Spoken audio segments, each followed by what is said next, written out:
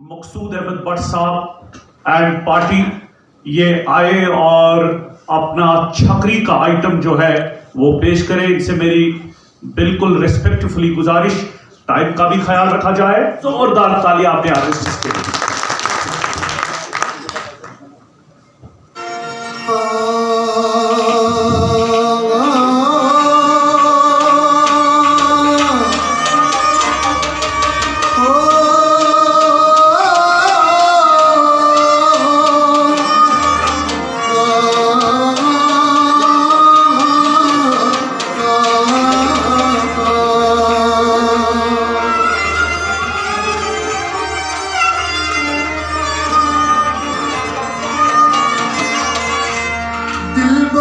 जादूगरा इंसाफ तेरे दर क्यों नहीं,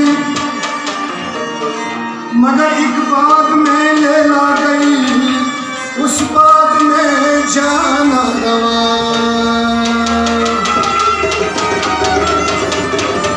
जिस बाग में पानी न हो, जिस बाग में पानी न हो, खूनी जिगर पीता रहा।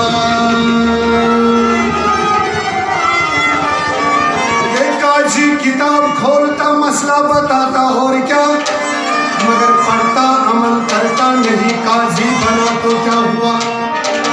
पंडित जब पढ़ते हैं खूंटियां, मगर बातें उड़ाते हैं झूठियां।